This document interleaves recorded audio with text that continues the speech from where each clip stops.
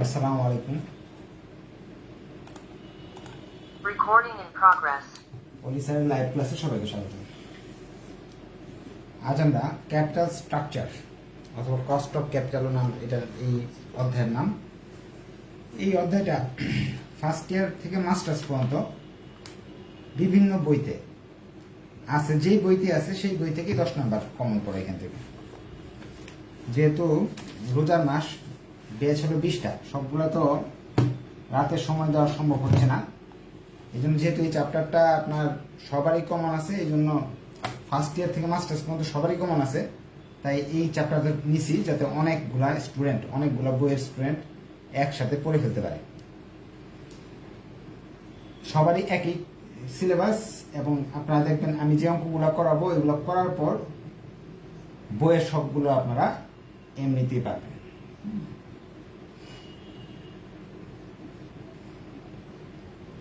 First ইয়ারে ফিনান্সে যারা করে আসছে তাদের জন্য সুবিধা হবে।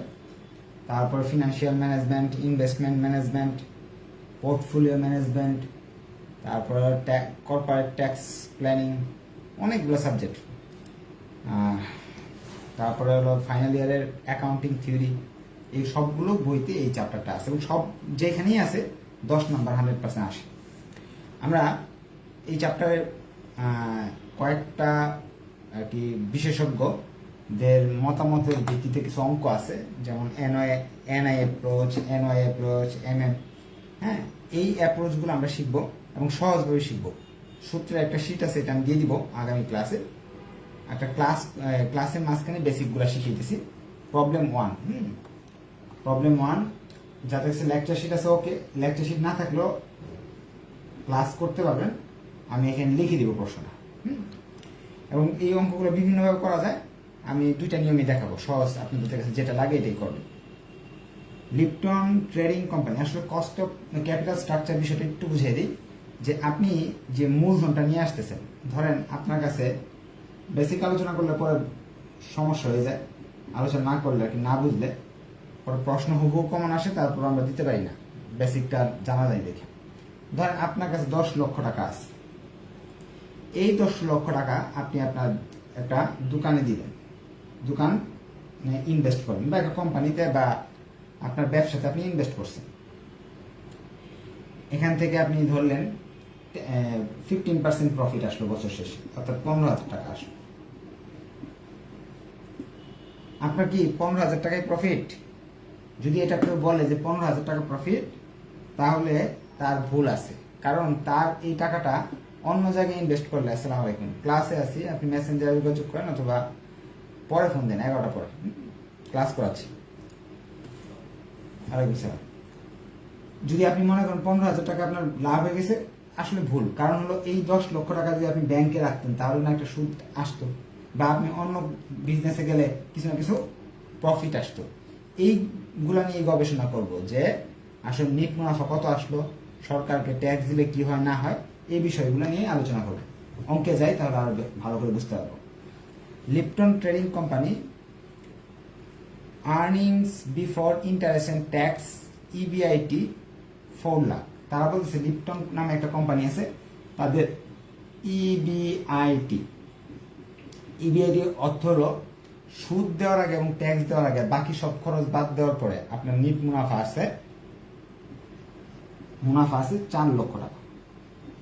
এটা প্রশ্নে দেওয়া, প্রশ্নটা আমি লিখতেছি। দ্য ইকুইটি ক্যাপিটালাইজেশন রেট কেই ইজ 12%।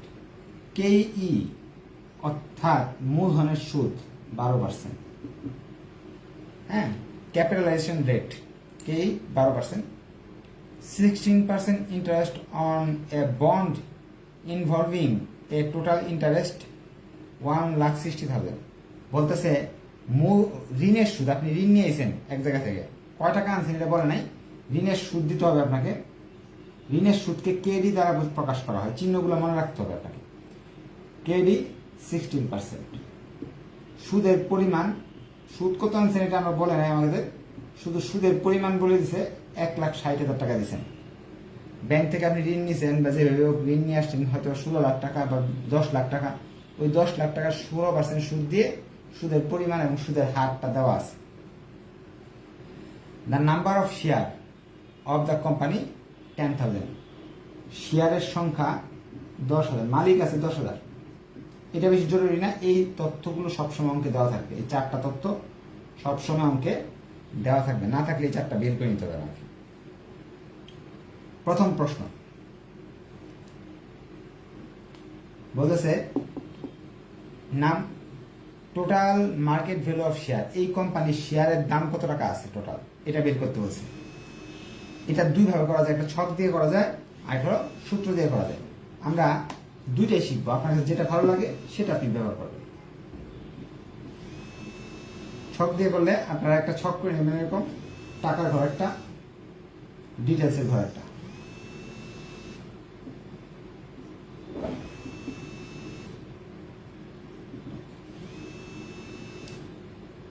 আর সূত্র দিয়ে করলে সূত্রটা ওইখানে দেখাই দিব, দুইটা আমি করে দিব।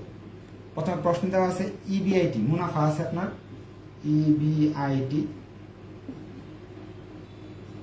4 লক্ষ টাকা, অর্থাৎ সুদ এবং ট্যাক্স দেওয়ার আগে মুনাফা আছে 4 লক্ষ, সুদ বাদ দিতে হবে। ইন্টারেস্টের পরিমাণ কত, 1,60,000 টাকা প্রশ্নে দেওয়া আছে। সো আমার ঝামেলাই নেই, 1,60,000 টাকা দেওয়া আছে প্রশ্নে, সুদের পরিমাণ বাদ দিলে বেড়ে আসবে, এটা থেকে বাদ দিলে বেড়ে আসবে, থাকবে হলো 2,40,000 টাকা। এটার নাম হলো, আমরা ইবিটিও বলতে পারবো, interest before earning before tax. যেহেতু অঙ্কে ট্যাক্স নাই, এটাকে নেট ইনকামও বলতে পারবো, নাই ট্যাক্স থাকলে ট্যাক্স বাদ দিতাম, ট্যাক্স নাই। এখানে আরেকটা জিনিস দেওয়া আছে কেই, ক্যাপিটালাইজেশন রেট। প্রশ্নে লেখা আছে সুন্দর করে ক্যাপিটালাইজেশন রেট, আপনিও ক্যাপিটালাইজেশন রেট লিখবেন। আমি কেই লিখতেছি সম্পর্কে, সংক্ষেপে লিখতেছি। কেই দেওয়া আছে 12%, 12%কে আমরা সংক্ষেপে লিখতে পারি 0.12। এই তথ্যগুলো প্রশ্নে দেয়া আছে। আসসালামু আলাইকুম। ওয়ালাইকুম আসসালাম। আমি তো ক্লাসে আছি, ক্লাস শেষ 11টার দিকে হবে, তখন আমি আপনার মেসেজটা দেখতে পারবো, ঠিক আছে? এখন প্রশ্ন বলতেছে market value of share. Market value of শেয়ারকে আমি ডিটেলস একটু লিখে দিই, মার্কেট আপনারা পুরোটাই দেখবেন। মার্কেট ভ্যালু অফ শেয়ার, এটা সংক্ষেপে এস লেখা হয়। এস এর মান বের করতে বলছে প্রশ্নে। যদি এস এর মান বের করতে বলে থাকে, তাহলে সূত্র জানতে হবে আমাকে। এটা উপরে হবে, এটা নিচে হবে। নেট ইনকাম উপরে, কেই নিচে, অর্থাৎ এটাকে এটাতে ভাগ করলে আমার এস এর মান চলে আসবে। আমি এসটা এখানে লিখি, জায়গা আমাদের হবে না পরে। হ্যাঁ, মার্কেট ভ্যালু অফ এস এর সূত্র হলো নেট ইনকাম পরে কেই নিচে, তো ভাগ করলে মান আসতেছে 20 লক্ষ। অর্থাৎ আপনার কোম্পানিতে শেয়ারগুলোর দাম আছে 20 লক্ষ টাকা, দাম দিতে হবে না। আশা রাখি এই পর্যন্ত আপনারা বুঝতে পারছেন। ঘরটা একটু বড় করে দিই। প্রথম প্রশ্নের উত্তর আমরা পেয়ে গেছি, মার্কেট ভ্যালু অফ শেয়ার। দ্বিতীয় প্রশ্ন বি নাম্বার বলছে, এটাতে এ ছিল, এ শেষ আমাদের। এখন বলতেছেন যে স্যার এই ছক বাদে বইতে তো সূত্র দিয়ে করছেন, সূত্রটা একটু শিখিয়ে দেন। ওকে, বিকল্প এইভাবে করলে হবে, এইভাবে করলে হবে। বিকল্প হলো শেয়ার বের করার সূত্র,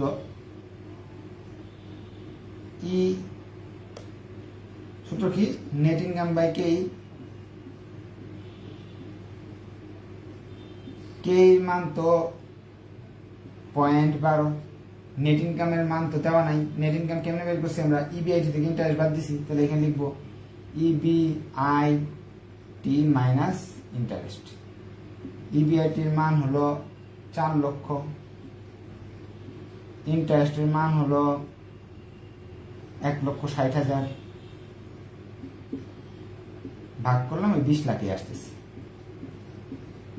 আপনি চাইলে এই সূত্র ব্যবহার করতে পারেন অথবা এই ছক দিয়ে করতে পারেন, আপনার ইচ্ছা। চাইলে দুইটাই শিখে রাখেন। 2 নম্বর প্রশ্ন বলতেছে total market value of depth. Market value of depth, total market value of depth, B এর মান বের করো। আচ্ছা, বি এর মান যদি আমি বের করতে যাই, total market value of depth আপনার লিখতে হবে। আমি সংক্ষেপে লিখলাম বি। এটা চিহ্নগুলো জানতে হবে আপনাকে, এটা দেওয়া নাই প্রশ্নে, এটা বের করা সহজ। Interest I by K D, K ডিতে বোঝালো কস্ট অফ ডেপ্থ, ঋণের সুদের হার। অর্থাৎ সুদের পরিমাণ কত দেওয়া আছে, 1,60,000 প্রশ্নে দেওয়া আছে।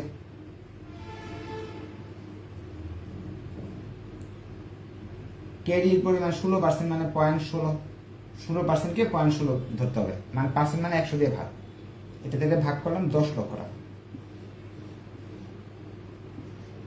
আপনি যদি আলাদা করতে চান তাহলে এই সূত্রটা বাইরে লিখে করে ফেলবেন। যেমন যদি আমাদের বি নাম্বার রিকোয়ারমেন্টটা করতে যাই, সূত্র বি বের করতে হলে আই বাই কে ডি করে ফেললাম, শেষ। প্রশ্নে আরেকটা তথ্য চাইছি। এবার বলতেছে C number total market value of firm, V বের করে দেখো। Total market value of the firm, V এর মান বের করো। ভি এর সূত্র সি নাম্বারে যেছে ভি বের করো এস প্লাস বি, এই দুইটা যোগ করলে হয়ে যাচ্ছে ভি এর সূত্র। তাহলে আপনার এখানে সি নাম্বার করতে চাইলে ভি সমান সমান এস প্লাস বি। এই সূত্রগুলো কিন্তু সূত্রের শীটে আছে, দিয়ে দিবেন ইনশাল্লাহ। আর আপনাদের জন্য যারা ফাইনাল ইয়ারে পড়তেছেন তাদের জন্য সুবর্ণ সুযোগ হলো এক ঢিলে 2 পাখি। এই অঙ্কটা ফিনান্সিয়াল ম্যানেজমেন্টেও আছে, ইনভেস্টমেন্ট ম্যানেজমেন্টেও আছে, দুইটা থেকে 10 আসে। আবার অ্যাকাউন্টিংয়ে যারা আছে অ্যাকাউন্টিং থিওরিতেও আসে, পোর্টফোলিওতে আসে 10-10-20। সো আর কি ফাইনাল ইয়ারের জন্য এই চ্যাপ্টারটা খুবই ইম্পর্টেন্ট। আচ্ছা, আমি আরেকটা তথ্য একটু লিখে দিই। আমার সাজেশন শিট ভিডিওগুলো অলি স্যার নামক ফেসবুক পেজ অথবা আপনার ইউটিউবে পাওয়া যায়, আমার আইডিতে এগুলো পাওয়া যায়। আর যারা ভর্তি হতে চান এই নাম্বারে যোগাযোগ করে ভর্তি হতে পারেন। ভর্তি হলে অনেক সুবিধা আছে, এগুলো নিয়ে ভিডিও আছে আলাদা। আচ্ছা, এগুলো নিয়ে আবার আলোচনা করবো অঙ্কের শেষে। ডি নাম্বার কি চাইছে একটু প্রশ্ন আবার দেখে আসি। ডি নাম্বার বলতেছে ওভারঅল ক্যাপিটালাইজেশন রেট কেও বের করো। কেওর মান বের করে দেখাও। কেওর মান বের করা অনেক সহজ। 1 নম্বরে কি বের করছি আর সবার শেষে কি বের করছি, এটার উপরে লিখবো। সবার নিচে কি বের করছি, ভি বের করছি ইন্টু 100। অর্থাৎ 4 লক্ষকে 30 লক্ষ দিয়ে ভাগ করবো, 100 দিয়ে গুণ করব, যা আসবে সেটাই হলো ওভারঅল কস্ট অফ ক্যাপিটাল 13%। আপনি যদি এভাবে করতে চান বাইরে কে ও লিখে সূত্র লিখবেন, সূত্র লিখে মানগুলো বসাবেন, ইবিআইটি ইন্টু 100 আর হলো ভি। ইবিআইটির মান প্রশ্নে দেওয়া আছে 4 লক্ষ। ভি এর মান আমরা 3 নাম্বার রিকোয়ারমেন্টে বের করছি 30 লক্ষ। সূত্র দিয়ে ইন্টু 100, 13.1333%।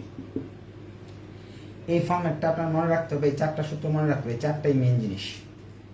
এখন কেও জিনিসটা কি এইগুলো তো বুঝছেন। ইবিআইটি হলো মুনাফা, সুদ বাদ দেওয়ার আগে, ট্যাক্স বাদ দেওয়ার আগে মুনাফা। ইন্টারেস্ট তো সুদ, এটা থেকে বাদ দিলাম, নেট ইনকাম চলে আসলো। নেট ইনকামকে কেই মানে হলো মূলধনের সুদ। নেট ইনকামকে মূলধনের সুদ দিয়ে ভাগ করলে মূলধনের পরিমাণ বেড়ে আসে। বিতে বলে ঋণের পরিমাণ, মূলধনের পরিমাণ ঋণের পরিমাণকে যোগ করলে বেরিয়ে আসবে হলো টোটাল ভ্যালু। আর কি আপনি নিজে নিয়ে আসছেন 20 লাখ টাকা, ঋণ করে নিয়ে আসছেন ব্যাংক থেকে 10 লাখ টাকা, টোটাল হলো 30 লাখ টাকা। আপনার কোম্পানির দাম হলো, বিতে বোঝায় কোম্পানির দাম বা ফার্মের দাম 30 লক্ষ টাকা। এখন এখানে ঋণের সুদ, মূলধনের সুদ 12% দিচ্ছেন, ঋণের সুদ দিতেছেন 16%, গড়ের পাশ কত পার্সেন্ট দেওয়া হচ্ছে, ওভারঅল দেওয়া হচ্ছে 13.33%। এটা হলো ওভারঅলের মানে। আশা রাখি এই বেসিক নিয়মগুলো বুঝতে পারছেন। কারো যদি কোশ্চেন থাকে কোশ্চেন করার সুযোগ আছে। এখন বাকি যে মানে এসবি এগুলো আর একটু যদি বুঝাই। আচ্ছা, এস কে তে বোঝা হলো কস্ট অফ ইকুইটি, এস তে বোঝা হলো ভ্যালু অফ শেয়ার। এই যে এখানে লেখা আছে, প্রশ্নটার মধ্যে লেখা আছে, কে মানে হলো ক্যাপিটালাইজেশন রেট, এস তে বোঝায় হলো, প্রশ্নে দেখেন, market value of share, B তে বোঝায় হলো market value of debt, V তে বোঝায় market value of fund, K হতে বোঝায় হলো overall cost of capitalization rate. প্রশ্নে কিন্তু এগুলোর অর্থ দেওয়া আছে। কে দিতে বোঝায় হলো কস্ট অফ ডেট অথবা ঋণের সুদ। ই নাম্বার বলছে এইগুলো আসে না, ই এফ জি এইচ এগুলো সাধারণত আসে না, আসলে এইগুলাই আসে। ই নাম্বার যেটা বলছে এটা সহজে করে ফেলবো আমরা। বলছে মার্কেট প্রাইস পার শেয়ার, একটা শেয়ারের দাম কত, পিও, একটা শেয়ারের দাম কত, আপনার শেয়ারগুলোর দাম কত, এটা সূত্র আছে এস বাই এন। এস এর মান 20 লক্ষ, নাম্বার অফ শেয়ার হলো 10 লক্ষ। সহজে বুঝাইতেছি, 20 টাকা মনে হয়, 200 টাকা আসবে।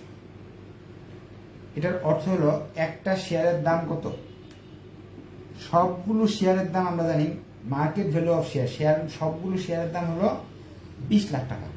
আপনার শেয়ার কতগুলো আছে, 10,000 শেয়ার আছে, 20 লক্ষকে 10,000 দিয়ে ভাগ করব, 200 টাকা। তারপরে হলো 6 নম্বরে বলতেছে, তো এইটার সূত্র প্রশ্নে ইয়ে দেওয়া আছে, শীটে দেওয়া আছে, না লিখে নেন। ডি নাম্বারে এফ নাম্বারে বলতেছে যে এফ বা 6 নম্বরে বলতেছে আর্নিং পার শেয়ার, ইপিএস। এটা খুব ইম্পর্টেন্ট কথা। একটা শেয়ারে কয় টাকা লাভ হয়, আমাদের মোট লাভ হলো 2,40,000 টাকা, শেয়ারের সংখ্যা হলো 10,000, মানে একজন মালিক কয় টাকা লাভ পাইতেছে। নেট ইনকামকে আমরা নাম্বার অফ শেয়ার দিয়ে ভাগ করবো, অর্থাৎ নেট ইনকাম আমাদের প্রশ্নে দেওয়া আছে 2,40,000, মালিকের সংখ্যা আছে 10,000, ভাগ করে বের করলাম 24 টাকা। একজন মালিক 24 টাকা মুনাফা পাবে। তারপরে বলতেছে ডিভিডেন্ড পার শেয়ার, অর্থাৎ আমরা একজনকে কত টাকা মুনাফা দিব। যেহেতু এখানে কি একজনকে কত টাকা মুনাফা দিব, এটা প্রশ্নটা করছে হলো জি নাম্বারে, ডিপিএস, ডিভিডেন্ড পার শেয়ার। একজন মালিককে কয় টাকা মুনাফা দিব, এখানে যেহেতু কিছু বলা নাই, 24 টাকা ইপিএস এর মান বেরিয়েছে, 24 টাকায় তো আমি দিয়ে দিব। অনেক সময় প্রশ্ন এরকম বলা থাকতে পারে 24 টাকা দেওয়া যাবে না, আমরা কিছু সঞ্চয় করে রাখতে চাই।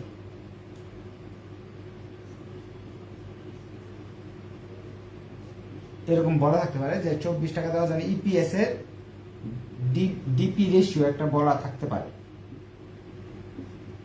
এটা আমরা ডিভিডেন্ড পলিসি চ্যাপ্টারে যা পড়ব। ইপিএস এর সঙ্গে ডিভিডেন্ড পে আউট রেশিও দেওয়া থাকতে পারে।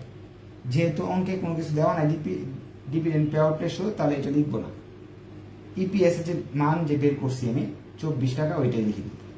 প্রশ্নে দেওয়া থাকলে ওইটা গুণ করে দেবো, প্রশ্নে দেওয়া থাকলে ইপিএস আর ডিপিএস একই জিনিস।